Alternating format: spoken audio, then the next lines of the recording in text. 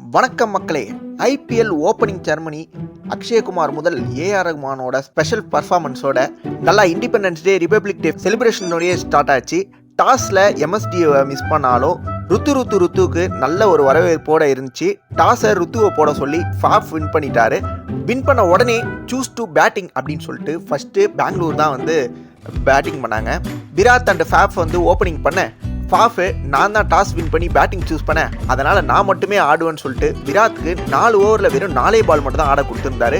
மிச்ச எல்லா பாலும் ஃபாஃப் மட்டுமே ஆடிட்டு இருந்தாரு. எப்படி நல்லா இருக்கு? நல்லா இருக்கியா? நல்லா இருக்கு. நல்லாவே இருக்கியா? நல்லா இருக்கு. ஆனால் அது சாதாரண ஆட்டம் இல்லை. முன்னாடி நானே சிஎஸ்கே பிளேயர் தான்டா, அதுக்கப்புறம் தான்டா இந்த ஆர்சிபிக்கு கேப்டன் சொல்லிட்டு சும்மா சிஎஸ்கே போலர்ஸை வெளுன்னு வெளுத்தாரு. நல்லா 4 ஓவருக்கு 37க்கு நோ லாஸ் அப்படின்ற இடத்துல முஸ்தபிசூர் ரஹ்மான் வந்திருந்தாரு. அவரு ஃபாஃபோட விக்கெட்டை மட்டும் எடுத்தது இல்லாமல் பட்டிதரோட விக்கெட்டை நான் டெஸ்ட் மேட்ச்லேயே ஃபார்மில் இல்லை அதே ஃபார்மோட இங்கேயும் வந்திருக்கேன் அப்படின்னு சொல்லிட்டு அவரையும் ஒரு 2 பால்லேயே டக் அவுட் எடுத்ததுக்கப்புறம் பச்சை மனிதன் உள்ள வர அதாங்க நம்ம கேமரான் கிரீன் அவர் உள்ள வந்தார். கேமரான் கிரீனும் நம்ம கிங் கோலியும் நல்ல ஒரு பார்ட்னர்ஷிப் அப்படியே கொஞ்சமாக பில்ட் பண்ண திருப்பியும் முஸ்தபிசூரோட ஓவர். அச்சோ அவரா பயங்கரமானவராச்சே, அவரெல்லாம் கொஞ்சம் ஜாக்கிரதையா இருங்கப்பா. அதுல நம்ம கிங் கோலியும் அவுட் ஆயிட்டு கிங் கோலி இல்லாத இடத்துல எனக்கு என்ன வேலைன்னு சொல்லிட்டு பச்சை மனிதனும் விக்கெட்டு.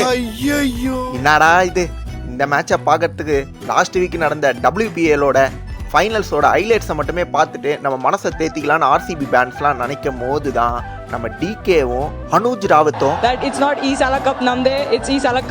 அப்படின்னு சொல்ற அளவுக்கு ஒரு பார்ட்னர்ஷிப்பை பில்ட் பண்ணி செமையான ஒரு இன்னிங்ஸை கிரியேட் பண்றதுக்கு தேஷ்பாண்டே பயங்கரமா ஹெல்ப் பண்ணாருன்னு சொல்லலாங்க. லாஸ்ட் ஓவரில் தேஷ்பாண்டே ஒழுங்கா போட்டாரா இல்லை ஆர்சிபி பிளேயர்ஸ் ஒழுங்கா ஆடலையான்னு தெரியாத மாதிரி ஒரு ஓவரை போட்டதுக்கப்புறம் நம்ம தலை லாஸ்ட் பாலில் ஒரு ஸ்டெம்பிங் பண்ணி எல்லாருக்கும் வாட்ஸ்அப் ஸ்டேட்டஸ்க்கு ஒரு வீடியோவை கொடுத்தாரு. ஆர்சிபி 173க்கு 6 விக்கெட்டை இழந்திருந்தாங்க. பரவாயில்ல, 173 இருக்கு, நல்லா போலிங் பண்ணால் வின் பண்ணலான்னு நினைக்கும் போது நல்ல போலிங்கா, அதுக்கு நாங்கள் எங்கடா போகிறதுன்னு கேட்குற மாதிரி சிராஜ் போட்ட முதல் ஓவர்லேயே நம்ம ருத்து பேக் டு பேக் 2 4 அடித்து முதல் ஓவர்லேயே ஒரு 8 ரன்னு. அதுக்கப்புறம் இம்பாக்ட் பிளேயராக வந்த யாஷ்,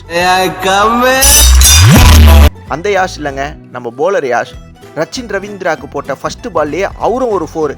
ருத்துவோட விக்கெட்டை யாஷ் எடுக்க அல்சாரியோட ஃபர்ஸ்ட் பாலே 6 அடித்து ரச்சின் ரவீந்திரா அவரோட ஆட்டத்தை அப்படியே கண்டினியூ பண்ணியிருந்தாரு. அல்சாரியோட ஓவரில் 2 டாட் பாலுக்கு அப்புறம் ரஹானே மிட் ஆஃப் மேலே ஒரு 6. பவர் பிளே முடிவில் சிஎஸ்கே 62க்கு 1 விக்கெட் தான். இந்த மேட்ச்சு 15 ஓவரை தாண்டினா பெரிய விஷயம் அப்படின்னு நினச்சிட்டு இருக்கும் போது ரச்சின் ரவீந்திராவோட விக்கெட்டு. ரச்சின் ரவீந்திரா அவுட் ஆனால் என்ன, நானும் மிச்சலும் இருக்குன்னு சொல்லிட்டு ரஹானேவும் மிச்சலும் 6 4ன்னு அடித்து ஆர்சிபியை கேமுக்குள்ளேயே வரவிடாத மாதிரி பண்ணிட்டு இருந்தாங்க. பச்சை மனிதனுக்கு ரொம்ப காசு கொடுத்து எடுத்ததுனால எகைன் போலிங் கொடுத்துருந்தாங்க. பார்த்தா அவங்க 2 பேரோட விக்கெட்டையும் எடுத்துட்டாரு.